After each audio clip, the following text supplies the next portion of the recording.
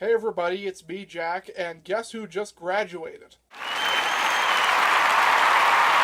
It's the month of June, and we have The Incredibles 2 coming out. So I figured, why not revisit the original Incredibles? The Incredibles was the sixth animated movie to be released by Pixar Studios. Before it, you had Toy Story 1 and 2, A Bug's Life, Monsters Inc., and Finding Nemo. All great movies, absolute classics. And The Incredibles is just as good. The film follows a man known as Mr. Incredible, a superhero, who used to save the day all the time. But after several accidents involving both him and other superheroes that resulted in many citizens being hurt and public property being damaged, all superheroes are forced to give up fighting crime and live normal lives just like us. He settles down and raises children who also have superpowers, but one day he gets called back into action. For those of us who grew up in the early 2000s, The Incredibles was probably the first real superhero movie we were ever introduced to. And as far as movies to get you interested in superheroes, this is a great one. It was the first Pixar movie to star actual humans as the main characters. Before that, we had fish, bugs, monsters, and of course toys. Although technically speaking, these are superheroes, so they're not totally humans. But still,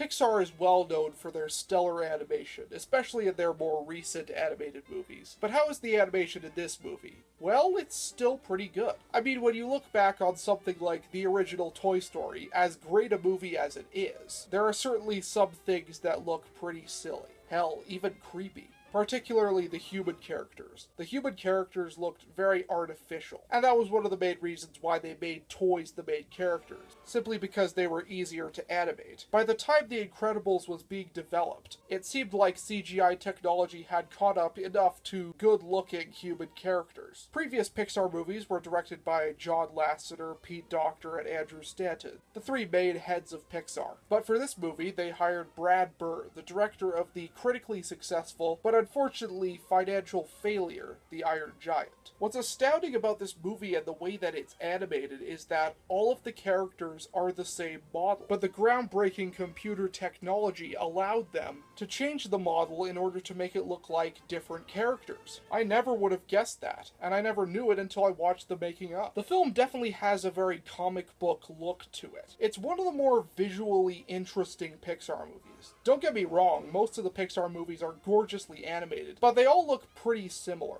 This one, with the way the characters are designed and just the look of it all, makes it stand out a lot more in my opinion. Besides that though, the film has great characters. Mr. Incredible is the main character, of course. He's the fallen hero, a man who misses the old days of fighting crime and wishes he could be a superhero again, and sometimes does actually go out to save the day under his family's nose. Craig T. Nelson, who voices him, did an amazing job, especially in the scenes when his character is angry. Never has the sound of someone yelling been such a treat to listen to. There's also the character of his wife, Elastigirl. She's an extremely strong and enjoyable character. Unlike her husband, she feels that they should make the best of their lives, follow the rules, and just be normal. There's the characters of Dash and Violet, the kids. These two characters really did a great job of representing their age groups. Maybe other people have experienced this, but I certainly have. When I was young, I was very excited and very eager to just have fun. And the character of Dash is a lot like that. He has the power to run extremely fast, but he isn't allowed to do it. He resorts to causing trouble at school sometimes, and it's understandable. While what he is doing is wrong, you can definitely see where he's coming from. The character of Violet, on the other hand, is very relatable for teenage viewers. Her superpower is invisibility, and it's a great metaphor because that's how a lot of teenagers feel. They can be very shy and very awkward, and often spend a lot of time by themselves. I certainly was like that a lot, and that's why I love these characters so much, is that I think they perfectly capture the emotions and the feelings of young children and teenagers. The villain of the movie is Syndrome, who was once a fan of Mr. Incredibles. He wanted to become a superhero and help Mr. Incredible, but he turned him down, and this led him down a dark path into becoming a super villain. We've certainly seen this type of villain done before, but Syndrome I think might be the best example of this. Jason Lee voicing Syndrome was one of those weird casting choices that actually ended up working really well. He has the voice of a sports announcer, not an evil supervillain, but he just nails this this character, because the character is very back and forth. He can be very funny and entertaining, but he can also be very angry and psychotic. Hell, Syndrome is probably the most evil Pixar villain ever. He kills hundreds of superheroes and even attempts to kill children at one point. Good God. The real moral of this movie is, don't say no to your fans. I also like the idea that Syndrome doesn't actually have any real superpowers. He just has a lot of inventions that he's created. We also have Frozone, voiced by Samuel L. Jackson. And it's Samuel L. Jackson. That's all I can really say. He is just awesome.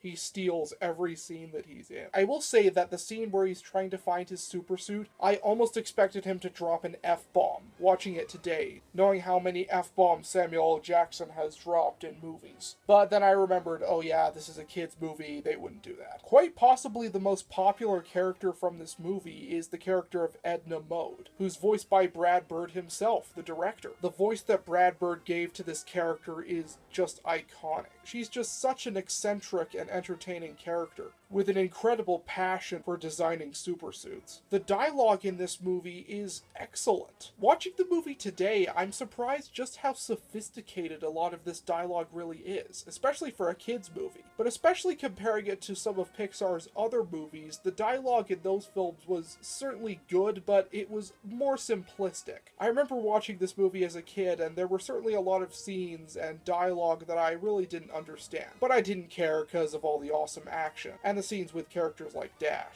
But watching the movie today, there are a lot of really interesting scenes. Some of the talks between Elastigirl and Mr. Incredible are really quite thought-provoking. When he talks about the idea of celebrating mediocrity and failing to see when someone is truly special. And the scenes between the family are so natural. This doesn't feel scripted at all. It feels like an actual family sitting down and talking. There's even some good dialogue that makes fun of all the cliches in superhero movies. Like one scene when Frozone talks about villains always monologuing before they kill the hero. Seriously, when can we just have a villain who kills the hero, and that's it? I know, that would be a lame ending, but still, we could at least have a villain with common sense. This was also one of the first comic book movies to tackle the idea that maybe superheroes are more dangerous than we think they are. Maybe they cause just as much, if not more damage than they do save lives. At the beginning of the movie, we see a man attempt to commit suicide. Mr. Incredible saves him, but he ends up breaking his neck, and he's forced to live in agony. That is heavy stuff, especially for a kid's film, and I was really impressed to see them tackle something like that. The action in this film is amazing.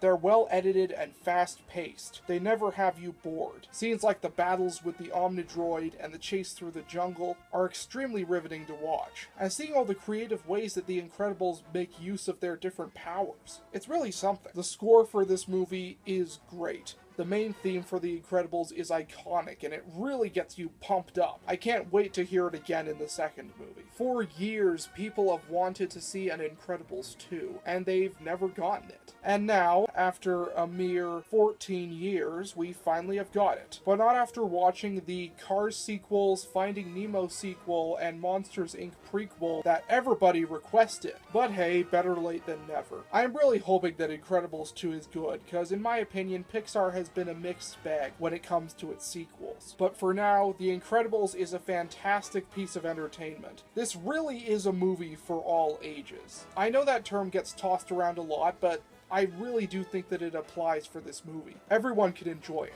Kids, adults, teenagers, people that like comic book movies, people that don't like comic book movies. Everyone can find something to enjoy. I am of course going to give The Incredibles a 10 out of 10. It is truly incredible.